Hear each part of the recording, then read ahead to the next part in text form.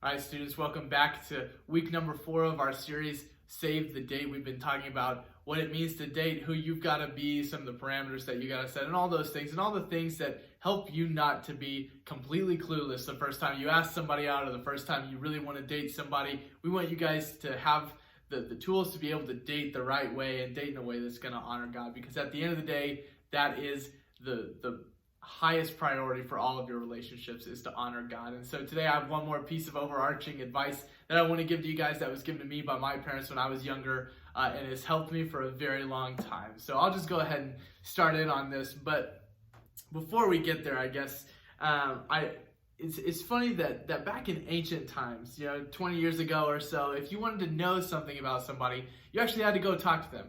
Right, you actually had to have a conversation with them. I'd say even 10 or 15 years ago, really, if you wanted to get to know somebody, you had to go and talk to them, right? You had to have a conversation. You had to stop them in some way and find out the things that you wanted to know. You had to ask them, right? Well, today it's much simpler to get the basic intel on someone, right? Because you just go to their social media and hope that they're not on private so that you can see the things that they say.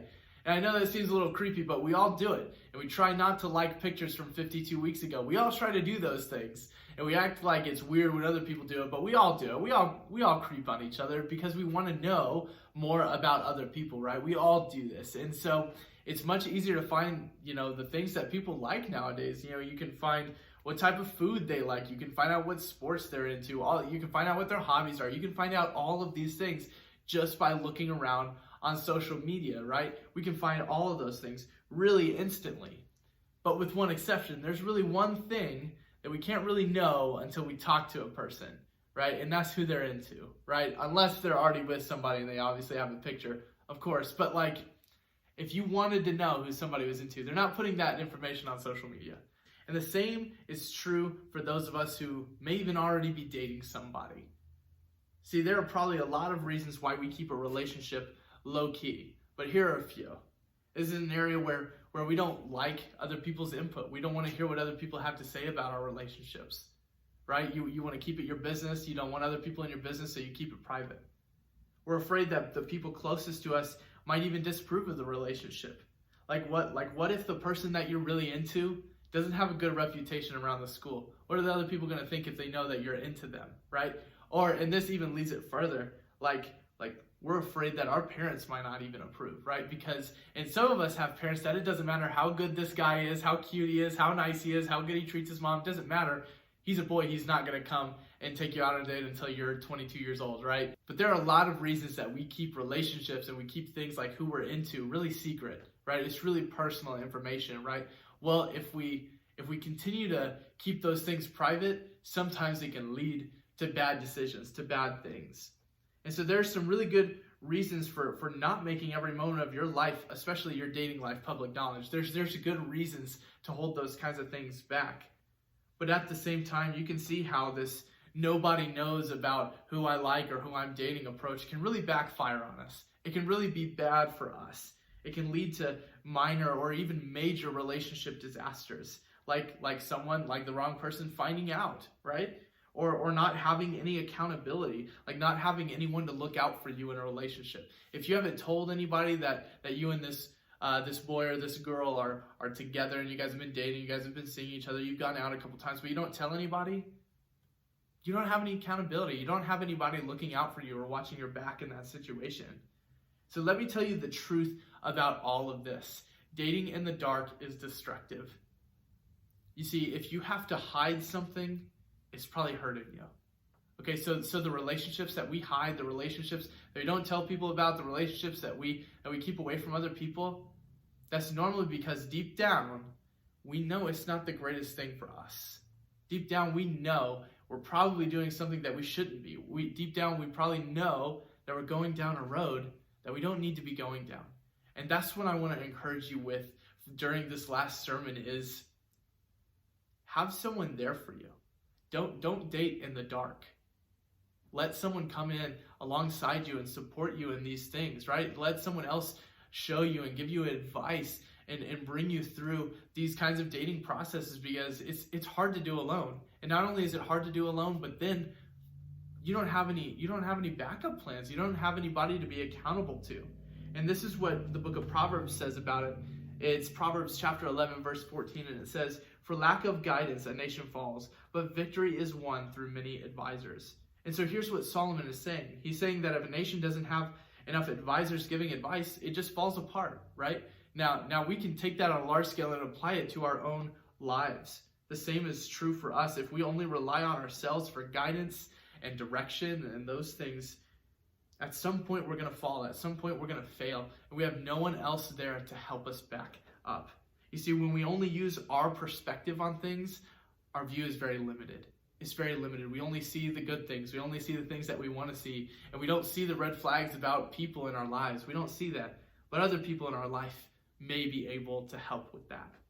You see, there are people around you who have experienced life and relationships in a very different way. And those people can be incredibly helpful for you in figuring out who's right for me, who's wrong for me, what things are bad, what things are good. These people who have experience in your life, especially the godly people in your life who have experienced this, are going to be able to give you better advice so that your relationship is fulfilling, right? And it's not going to people to advice just so that they'll tell you no. That's not what it's about. It's about protecting your heart, right? It's about making sure that this relationship is actually a good thing for you.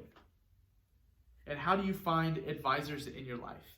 All you got to do is think of someone that could be objective, right? Think of somebody who's not just going to look at you and say, "Oh, well, you want it, so you should take it," right? You shouldn't look at somebody who's like your best friend and they are kind of, shipping you with this other person, or they really like this person too, and they think y'all look good together. So they're going to give you bad advice, right? They're biased about it.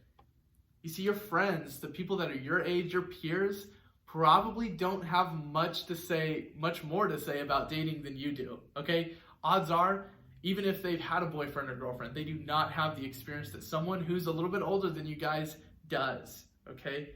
Find someone older than you, someone who has experience with these things. Reach out. It is as simple as messaging someone, okay? It is that simple. We overthink these kinds of things all the time, but there's no reason to. We should just simply reach out to people for help when it comes to dating. And you will never, ever regret having a lot of advisors.